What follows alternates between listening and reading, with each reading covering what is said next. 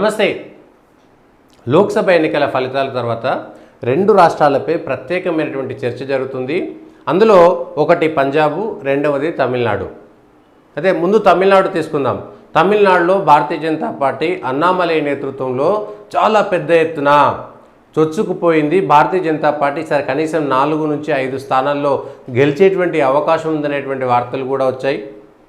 తమిళనాడులో అన్నామలై చేసినటువంటి ప్రయోగం వల్ల ఓటు షేరు, ఓటు పర్సంటేజు పెరిగింది. ప్రజల వద్దకు భారతీయ జనతా పార్టీ వెళ్ళింది. ద్రవిడ వాదన చేస్తున్నటువంటి పార్టీల యొక్క వాదన కంటే కూడా అన్నామలై చేస్తున్న వాదన వెళ్తుంది. అయితే 60 సంవత్సరాలుగా ద్రవిడ పార్టీలు చేస్తున్నటువంటి వాదానికి ఒక్కసారిగా మారాలంటే అది కాస్త టైం పడుతుందనేటువంటి చర్చ జరిగింది. ఈ ఎంపీ ఎన్నికల్లో ఇటు మోడీ కూడా అత్యధిక సార్లు తమిళనాడు లేదంటే కాశీలో ఉండేటువంటి తమిళ సంగమం ఇట్లాంటి అనేకమైనటువంటి కార్యక్రమాలు చేసి ఎక్కువ సార్లు కేరళ, తమిళనాడు, పంజాబ్ను నరేంద్ర మోడీ పర్యటనలు చేశారు. వీలైనప్పుడల్లా తమిళనాడుకు సంబంధించినటువంటి పనులు, అభివృద్ధి పనులు కూడా చాలా మటుకు చేశారు. దాంతో తమిళనాడులో ఏదో జరుగుతున్నటువంటిది ఒకటి వచ్చింది.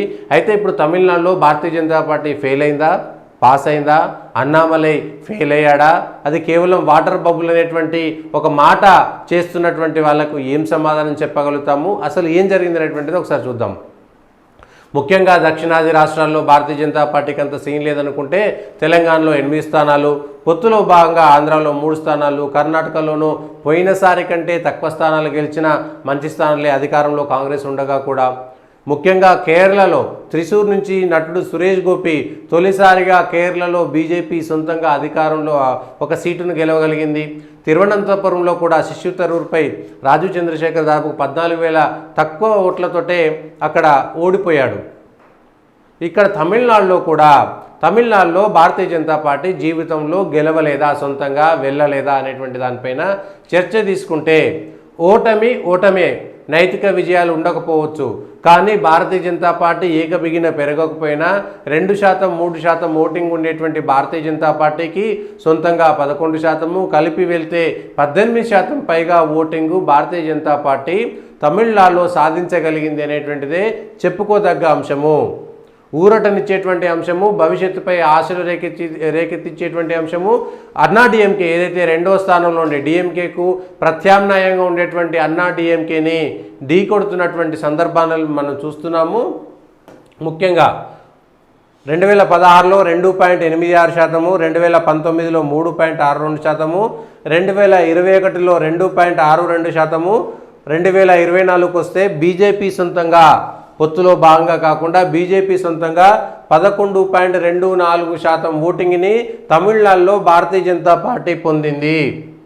అయితే ఇది కేవలము ఈ 2026 ఎన్నికలకు కొంత తమిళనాడులో భారతీయ జనతా పార్టీకి, అన్నామలైకి ఊపునిచ్చేటువంటి అంశం అనేటువంటిది మనం చాలా స్పష్టంగా చెప్పవచ్చును. అది ఇప్పుడే కాకపోవచ్చు. అయితే అన్నా డిఎంకే తోటి కలిసి పోటీ చేస్తే మరిన్ని సీట్లు వచ్చేవేమో, కానీ బీజేపీకి ఉన్నటువంటి సొంత బలం, సొంత క్యాడర్ అనేటువంటి అంశము ప్రజలకు తెలియాలంటే సొంతంగా వెళ్లాల్సిందే అనేటువంటి దగ్గరికి వెళ్ళి బీజేపీ కొంత మేరకు ప్రభావాన్ని చూపింది. 22 స్థానాల్లో పోటీ చేసింది. పీఎంకే 10 స్థానాల్లో పోటీ చేసింది. ఇంకా 1-2 స్థానాలు ఇతరులకు ఇచ్చారు. 39 స్థానాల్లో ఇక్కడ పోటీ చేసిన దాంట్లో డిఎంకే, అన్నా డిఎంకే, బీజేపీ పోటీ చేసినటువంటి వచ్చినటువంటి ఓట్ల శాతాన్ని చూస్తే డిఎంకే 46%, అంతకుముందు 50%కి పైగా ఉండింది. అన్నా డిఎంకే 35% నుంచి 23%కి పడిపోయింది. 18%కి భారతీయ జనతా పార్టీ వచ్చింది. పొత్తులో భాగంగా వాళ్ళకు 79,73,000 మంది తమిళనాడులో ఓటేసినటువంటి మనం చూస్తున్నాము. వరుసగా 39 స్థానాలు. ఇది పొత్తులో భాగంగా బీజేపీతో పాటు కలిసి ఉన్నటువంటి అన్ని స్థానాలకు చూస్తే ఎక్కడ చూసినా సరే ఇక్కడ అన్నా డిఎంకే కంటే కూడా మంచి ఓటింగ్ తీసుకురావడంలో భారతీయ జనతా పార్టీ సఫలమైంది. అది కోయంబత్తూరులో తీసుకుంటేనైతే దాదాపుగా గెలిచినంత పనిచేసింది. 5,68,000 డిఎంకేకు, 4,50,000 అన్నామలైకి వచ్చినా సరే ఇక్కడ భారతీయ జనతా పార్టీ పర్ఫార్మెన్స్ చూస్తే గనక ధర్మపురిలో 4 లక్షల పైచిలుకు ఓట్లు, వెల్లూరులో 3,52,000 ఓట్లు, ఈ విధంగా భారతీయ జనతా పార్టీ రామనాథపురంలో 3,42,000 ఓట్లు, తిరునల్వేలులో 3,36,000 ఓట్లు, కన్యాకుమారిలో 3,66,000 ఓట్లు, ఇట్లా భారతీయ జనతా పార్టీ. డిఎంకే కొంత అధికారంలో ఉన్న సీట్లు వచ్చినా సరే ఓటింగ్ పర్సంటేజ్ తగ్గింది. అన్నాడీఎంకే ఓటింగ్ పర్సెంటేజ్ మరింతగా తగ్గింది అనేటువంటిది క్లియర్ కట్గా అర్థమవుతుంది. మనకి ఇక్కడ చూస్తే ఓటు షేర్ లోక్సభ ఎలక్షన్స్ తమిళనాడులో 2019లో డిఎంకే 52% వస్తే ఈసారి 46.9% డిఎంకే పడిపోయినటువంటి చార్ట్ మనం చూస్తున్నాము. అన్నా డిఎంకే 30% 2019లో వస్తే 23% అన్నా డిఎంకే ఈసారి పడిపోయింది. అంటే 7% ఇది పడిపోయింది, ఒక 6% డిఎంకే పడిపోయింది. తమిళనాడులో సీట్లు వచ్చి ఉండవచ్చు, అన్నాడీఎంకే కూడా సీట్లు రాలేదు, డిఎంకే ఒకే వచ్చినాయి. ప్రతి చోట అది గెలిచేటువంటి అవకాశం ఉంది. ప్రజల ఓటింగ్ షేరు మారుతుంది, అంటే వచ్చే ఎన్నికల నాటికి కొంత ఉపయోగపడుతుందా లేదా అనేటువంటిది చెప్పవచ్చు. బీజేపీకి 18.2% బీజేపీకి వచ్చింది. ఇది బీజేపీ అలయన్స్తో కలిపి. అయితే ఈ లోక్సభలో 1984 నుంచి 85 ఈ మధ్యలో ఎన్ని సీట్లు కంటెస్ట్ చేసింది, ఎంత ఓటింగ్ పర్సంటేజ్ వచ్చింది అనేటువంటి చూస్తే 99లో అప్పుడులో అన్నాడీఎంతో కలిసి కేవలం 5-6 స్థానాలతో మాత్రమే పోటీ చేసింది. అప్పుడు ఓట్ పర్సంటేజ్ దాన్ని చూసుకుంటే కంటెస్ట్ చేసినటువంటి ఓట్ పర్సంటేజ్ ఎక్కువగా కనబడుతుంది మనకి. ఇక్కడ 49% ఓటింగ్ పర్సంటేజ్ వచ్చింది. అప్పుడు 5 స్థానాలు మాత్రమే పోటీ చేసింది అన్నాడీఎంకేలో పొత్తులో భాగంగా. 5 స్థానాల్లో వచ్చినటువంటి ఓటు అంటే ఎన్ని కంటెస్ట్ చేస్తే పర్సంటేజ్ 23 ఈసారి పోటీ చేస్తే 19.6%, పోటీ చేసినటువంటి 23 స్థానాల్లో 19.6% భారతీయ జనతా పార్టీ గెలుచుకున్నది. వచ్చినటువంటి ఓట్లు అంతకుముందు 2.8% నుంచి ఈ మధ్యలో పోటీ చేసినప్పుడు ఒక్కసారి 98-99లో మాత్రమే వచ్చింది. ఆ తర్వాత ఓటింగ్ పర్సెంటేజ్ ఈసారి BJP 19.6%.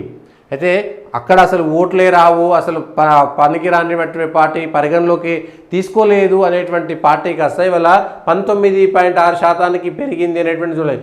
BJP contested vote share 19.6 in 2024 is higher than what is the number has been most previous elections అనేటువంటిది.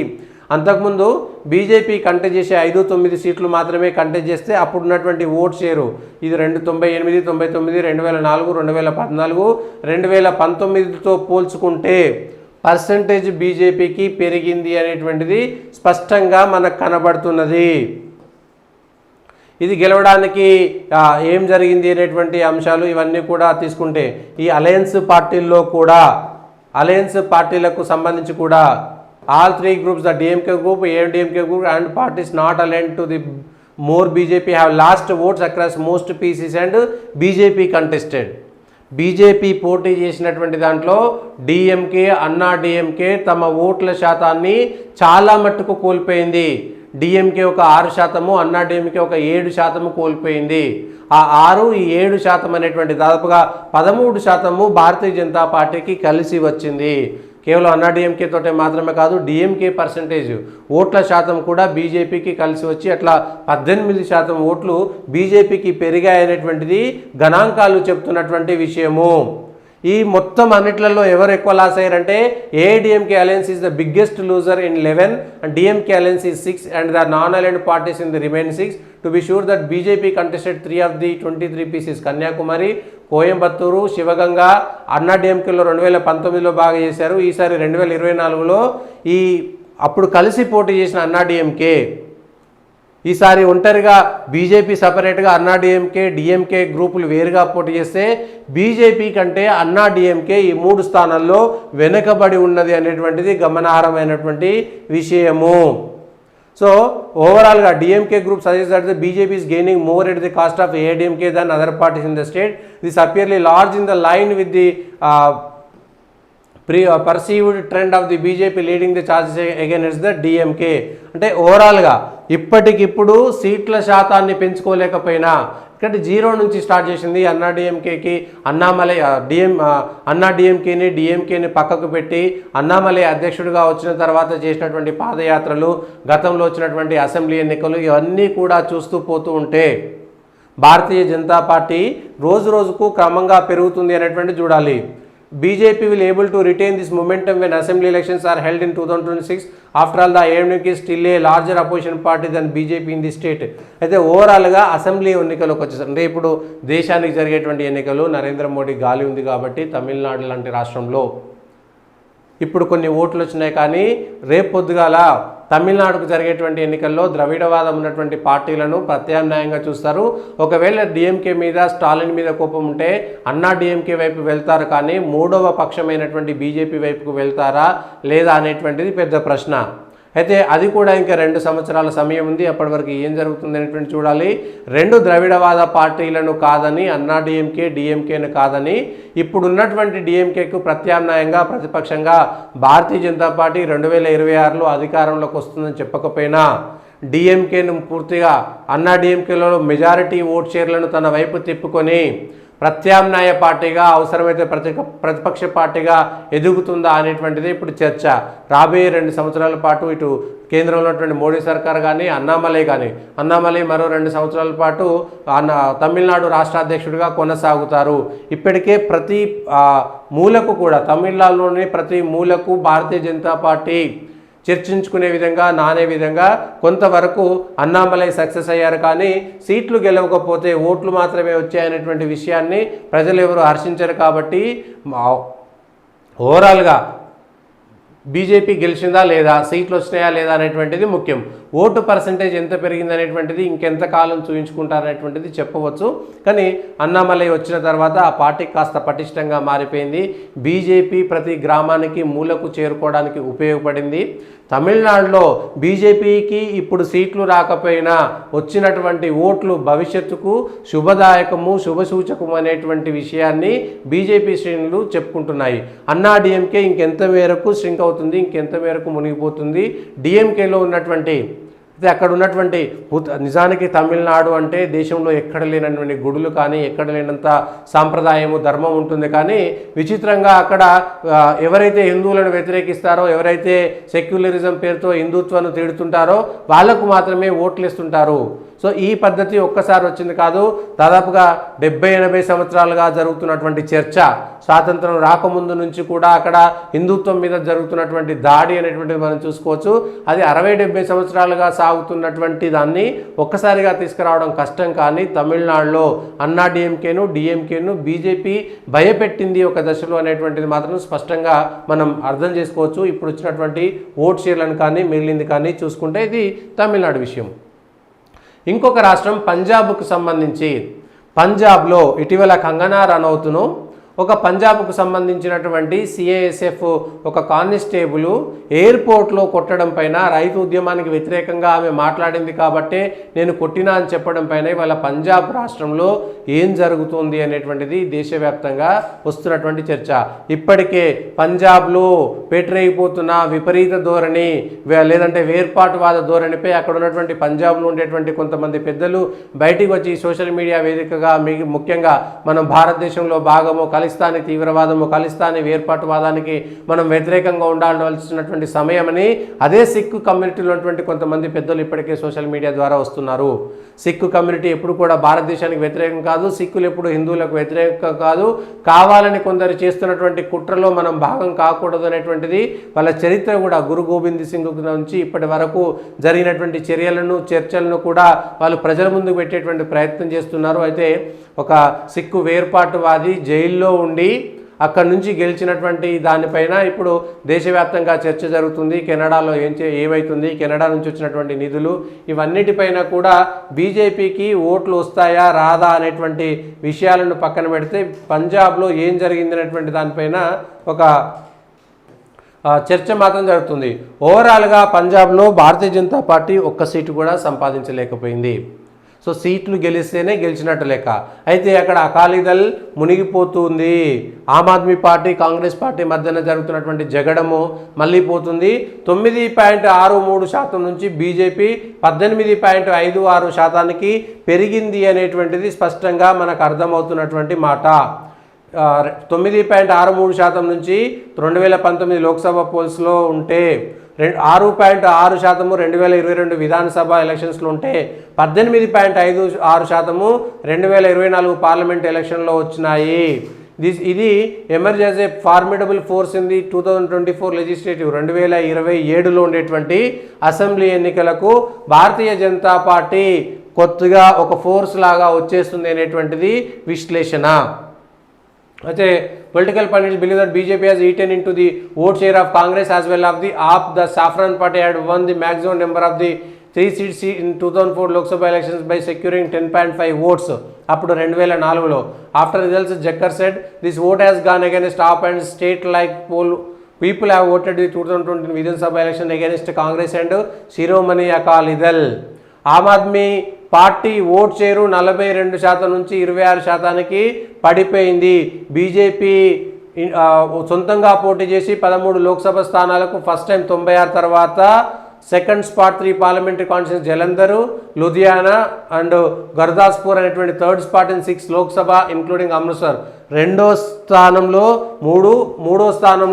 6 లోక్సభ స్థానాలు ఉన్నాయనేటువంటిది వాళ్ళు చెబుతున్నటువంటి అంశం. ఓవరాల్గా the Saffron Party used to contest the parliamentary polls only 3 constituencies, Amritsar, Gurdaspur and Hoshiarpur. The younger brother of its ally Shiromani Akali Dal from 96 to 2020 when the later parted it away the protest against the anti-farmer. 23 BJP used to contest 23 out of 117 2017 while in alliance. AAP won 3 seats in the Lok Sabha elections from Punjab. They became biggest loser when it came to vote share. Votes cast for the incumbent party Punjab fell from 42% in 2024 to 21% now. Aam Aadmi party 42% నుంచి 26%కి ఓట్లు పడిపోయినాయి. 3 ఎంపీలు మాత్రమే గెలిచింది. గుర్దాస్పూర్లో 82,000 పెరిగినాయి. అట్లనే హోషియార్పూర్లో కూడా BJP ఓట్ల శాతం పెరిగింది అనేటువంటిది. అంటే 2-3 స్థానాల్లో ఓట్ల శాతం పెరగడం కంటే 9% నుంచి 18%కి భారతీయ జనతా పార్టీ ఎగబాకింది. ఆమ్ ఆద్మీ పార్టీ ఓట్ షేర్ తగ్గింది, కాంగ్రెస్ పార్టీ ఓట్ షేరు గత ఎన్నికలతో పోలిస్తే తగ్గింది అనేటువంటిది సారాంశము. అయితే పంజాబ్లో జరుగుతున్నటువంటి అనేకమైనటువంటి రాజకీయ పరిణామాలు కానీ లేదంటే ప్రత్యేక వేర్పాటువాద ఖలిస్తానీ ఉద్యమ తీవ్రవాదులకు కానీ మద్దతు దొరకడము, పంజాబ్లో కాంగ్రెస్కు మద్దతు దొరకడము, మద్దతు తర్వాత కోల్పోవడము, శిరోమణి అకాలీదళ్ ఎన్డీఏ నుంచి పక్కకు పోవడం అనేటువంటి అంశాలు కూడా దాదాపుగా 20-25 సంవత్సరాలు కలిసినటువంటి శిరోమణి అకాలీదళ్ పూర్తి స్థాయిగా కేవలం బీజేపీని ఒక మూలకు నెట్టింది. ఇప్పుడు శిరోమణి అకాలీదళ్ కూడా పూర్తిగా మునిగిపోతున్నటువంటి పార్టీగా అక్కడ అవతరిస్తున్నటువంటి నేపథ్యంలో పంజాబ్లో వచ్చేటువంటి ఎన్నికల నాటికి 2027 నాటికి కానీ మిగిలినటువంటి సందర్భాల్లో భారతీయ జనతా పార్టీ పెరుగుతుందా లేదా, అప్పటికి పంజాబ్లో నరేంద్ర మోడీ అత్యధిక సార్లు పర్యటన చేసినా కూడా జరుగుతున్నటువంటి పరిణామాలు మాత్రం ఆందోళనకరంగా ఉన్నటువంటి విషయాన్ని మనం చెప్పుకోవాల్సి వస్తుంది.